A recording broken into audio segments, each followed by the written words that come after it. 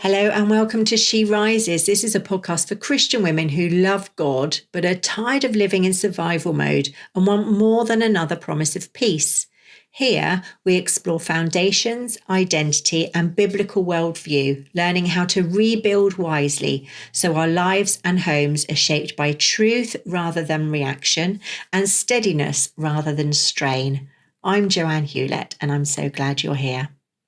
Now, over the past few weeks, we've been talking about foundations, about what holds when pressure comes, about the subtle ways we brace, manage, react, and overfunction without always recognizing it. And if you've been listening, honestly, there may be a quiet fear underneath it all. A thought that says, if some of my footing isn't as steady as I thought, have I built badly? Or have I wasted years? Have I done damage? That fear is understandable. When you begin to notice cracks or strain in a structure, it can feel overwhelming. There is a temptation either to rush into frantic self-improvement or to retreat entirely and hope nothing else gets exposed. But neither panic nor denial is the way Christ forms his people. He is not a demolition contractor. He's a patient builder. When we were working on the old house in France, there were moments when sections had to be stripped right back, plaster removed, old wiring exposed. It would have been easy to look at those moments and think, this is worse than we imagined. But in reality, the exposure was not condemnation, it was preparation. You cannot reinforce what you refuse to uncover. And God does not reveal unstable ground in order to shame you. He reveals it because he intends to strengthen it. There is a significant difference between destruction and renovation. Destruction leaves you standing in rubble. Renovation, though, sometimes dusty and inconvenient, leaves you with something stronger than before. Hebrews speaks of receiving a kingdom that cannot be shaken. That is not language of fragility. It is language of permanence. But permanence is not rushed into existence. It is formed.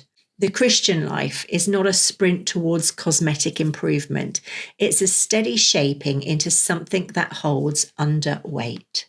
One of the most countercultural truths about spiritual maturity is that it grows slowly. We are accustomed to immediate feedback and visible progress. We like habits we can track, goals we can tick off, measurable change. Foundation work rarely offers that satisfaction. When you choose not to react sharply in a familiar moment, no one applauds.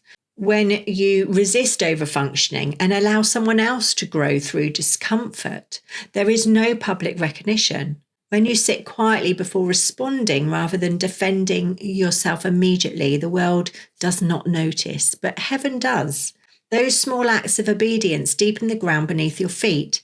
Jesus did not promise a storm-free life. He promised that those who hear and practice his words will remain standing when storms come. Standing is not dramatic, it's simply steady, it's simply standing, and steadiness is often the result of very ordinary, repeated choices. Now, if you're realizing that some of your reactions have been shaped more by survival than by formation, it doesn't mean you're late. It doesn't mean you've failed. It means you're becoming aware. Awareness isn't weakness. It's actually the beginning of wisdom.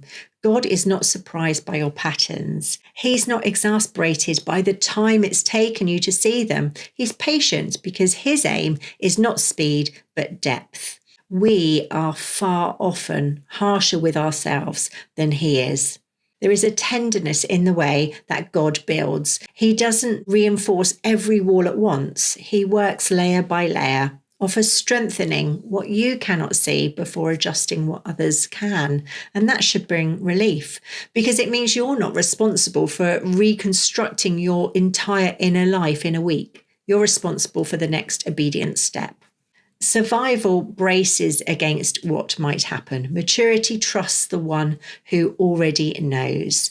There is a loosening that begins when you recognize that you do not have to manage everything in order to remain secure.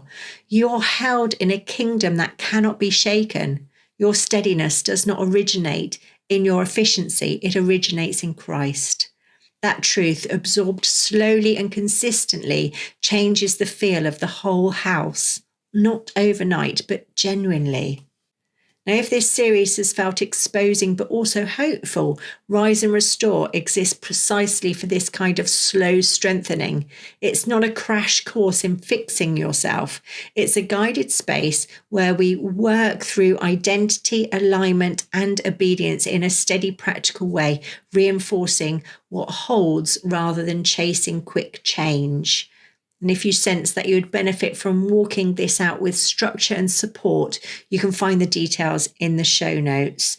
And if now is not the time, stay with the series. Foundation work can begin wherever you are.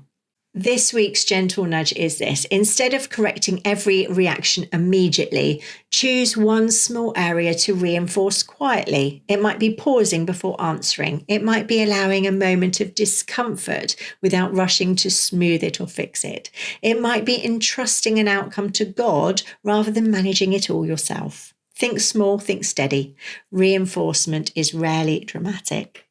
Next week, we'll be looking at something slightly firmer again, the difference between intensity and maturity and why they're not the same thing. Until next time, live steadily, think deeply, and keep building wisely.